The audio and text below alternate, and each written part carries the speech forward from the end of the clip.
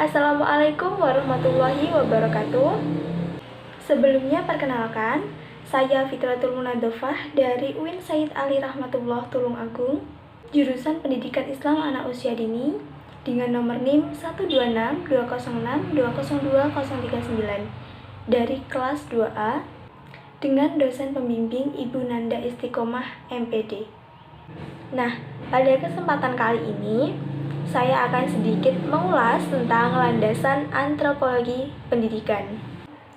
Landasan antropologi pendidikan adalah asumsi-asumsi yang bersumber dari kaidah-kaidah antropologi yang dijadikan titik tolak dalam pendidikan.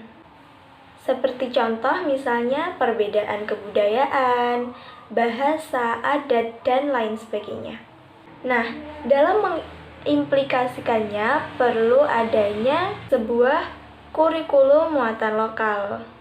Nah, tentu dari apa yang telah saya ucapkan tadi, pendidikan perlu didasari oleh adanya antropologi, agar melalui antropologi dapat membuka diri tentang keanekaragaman budaya yang dimiliki Indonesia dan menghargai kebudayaan orang lain, seperti semboyan kita yaitu Bhinneka Tunggal Ika.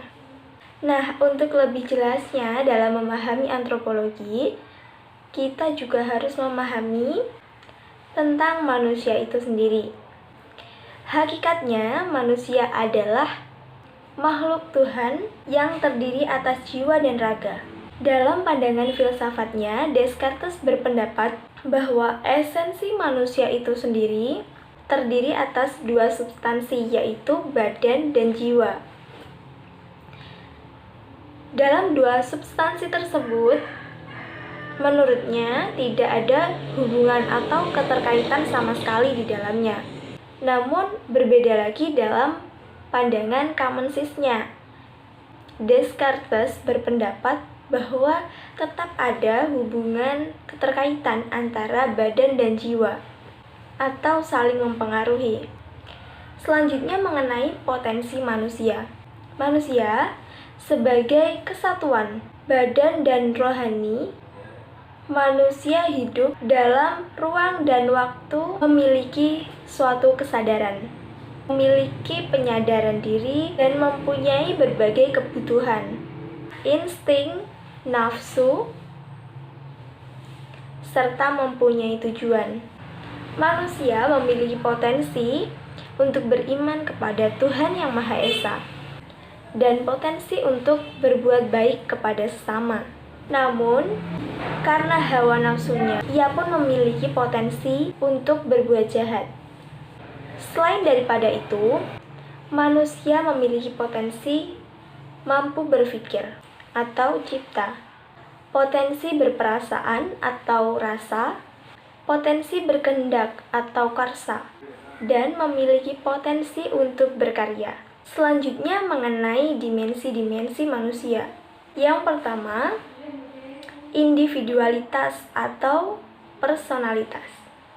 Manusia adalah individu, yang artinya manusia adalah satu kesatuan yang tidak dapat terpisahkan, memiliki perbedaan dengan yang lain, sehingga bersifat unik. Selain itu, sebagai pribadi, manusia itu adalah subjek yang otonom. Sebagai individu atau subjek otonom, bebas memiliki kesenangan minat, cita-cita yang disukai, cita-cita yang disesuaikan dengan kemampuan yang dimilikinya. Tadi kita membahas mengenai personality atau individualnya. Sekarang kita membahas tentang sosial dalam diri manusia. Tidak mungkin manusia itu selamanya menjadi otonom sendiri atau individualisme. Namun, manusia juga membutuhkan sosial, membutuhkan makhluk lain. Tidak mungkin mereka hanya hidup sendirian. Pasti tetap membutuhkan orang lain dalam hidupnya.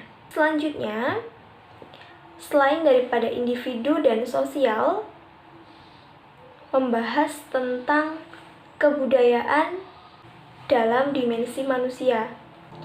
Kebudayaan adalah hasil karya cipta atau pengolahan dan pengarahan terhadap alam oleh manusia dengan kekuatan jiwa,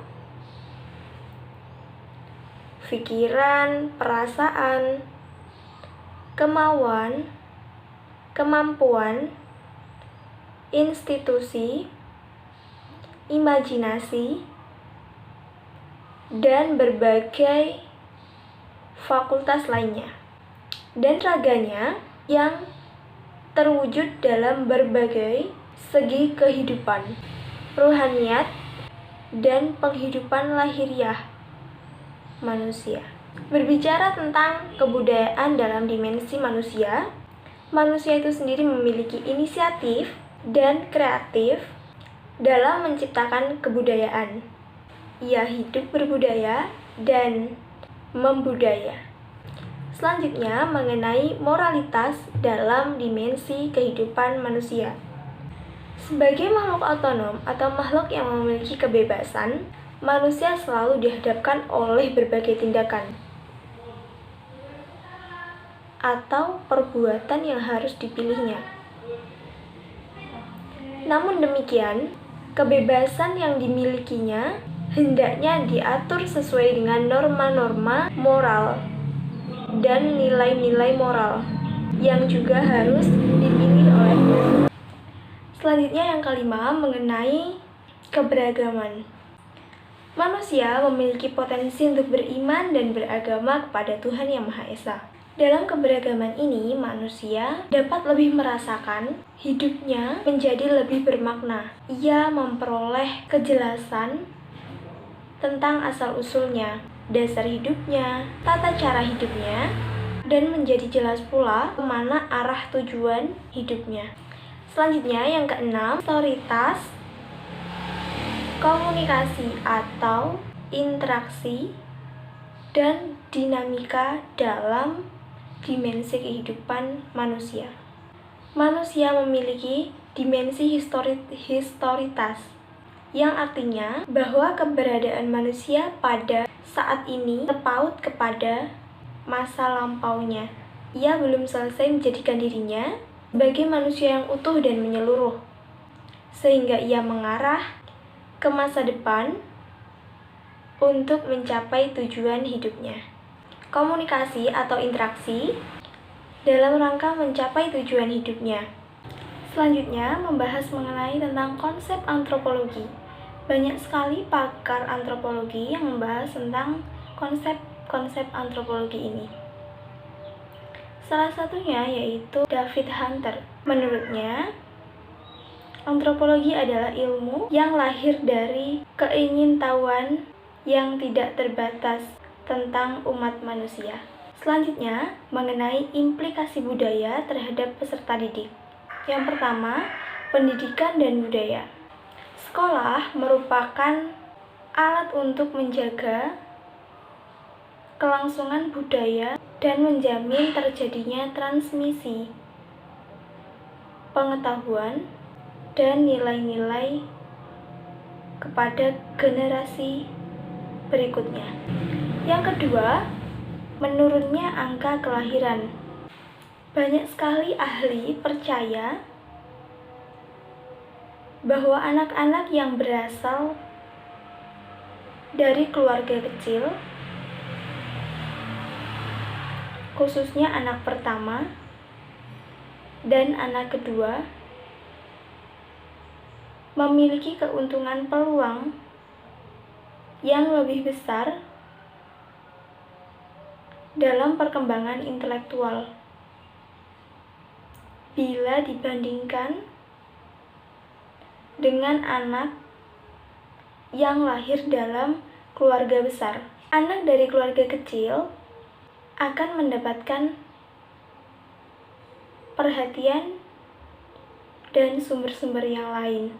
Itu sebabnya kurang lebih kenapa angka kelahiran menurun. Jadi mereka percaya bahwa anak-anak yang terlahir dari keluarga yang kecil dapat lebih berpotensi daripada anak-anak yang terlahir dari keluarga yang besar. Selanjutnya yang ketiga, tuntutan atau tekanan kepada anak. Banyak anak yang dituntut untuk memenuhi harapan orang tua dalam hal pendidikan dan perkembangan yang harus dicapai pada anak usia dini. Banyak orang tua yang selalu mensupport dan memberinya dukungan dari fasilitas dan yang lainnya. Namun, padahal hal itu adalah tantangan. Banyak juga dari para orang tua yang memberikan dukungan, support, dan fasilitas yang lainnya untuk menjadikan anak sesuai harapan mereka, agar anak tidak merasa menjalani tuntutan atau tekanan yang terlalu berat. Banyak psikolog yang menyatakan bahwa tuntutan yang besar pada anak usia dini menyebabkan anak tersebut tidak disiapkan untuk menghadapi masalah atau kurang mampu menghadapi kenyataan saat mereka dewasa. Yang keempat, mengenai penganiayaan terhadap anak. Banyak sekali kini penganiayaan terjadi terhadap anak. Kekerasan mulai dari seksual atau non-seksual. Anak yang sering mengalami kekerasan akan mendapatkan masalah dalam perkembangan emosi dan sosialnya. Yang kelima, yaitu homeless atau gelandangan atau tunawisma. Saat ini, jumlah anak gelandangan itu sangat meningkat apabila dibandingkan dengan dekade-dekade sebelumnya. Beberapa studi mengemukakan bahwa anak gelandangan ini yang lebih sering menjadi korban kekerasan atau korban penganiayaan, hingga menjadikannya memiliki kesehatan yang buruk dan prestasi akademik yang kurang baik. Selanjutnya membahas tentang peer group atau teman sebaya menyediakan pengalaman belajar bagi anak tentang bagaimana reaksi. Teman sebaya di sini dapat juga berfungsi sebagai alat belajar atau jalan belajar anak-anak untuk dapat memahami teman-teman atau lingkungan di sekitarnya. Selanjutnya berbicara tentang budaya di sekolahan. Pendidikan di sekolah apabila dibandingkan dengan pendidikan di rumah ataupun pendidikan melalui teman sebaya atau lingkungan, terjadi dengan cara yang lebih formal. Siswa diberi tes dan evaluasi. Mereka diatur kapan saat berdiri dan kapan saatnya duduk. Bagaimana cara mereka berjalan di lorong kelas, dan lain sebagainya. Kesimpulan dari apa yang saya bicarakan ini mengenai antropologi pendidikan, yang pertama, antropologi menjadi landasan dalam pendidikan adalah asumsi-asumsi yang bersumber dari kaidah-kaidah antropologi yang dijadikan titik tolak pendidikan. Yang kedua, hakikat manusia adalah makhluk Tuhan yang terdiri atas jiwa dan raga. Sekian pembahasan tentang landasan antropologi pendidikan dari saya. Ada kurang dan lebihnya, saya mohon maaf yang sebesar-besarnya. Wabillahi taufiq wal hidayah, waridha wal inayah. Wassalamualaikum warahmatullahi wabarakatuh.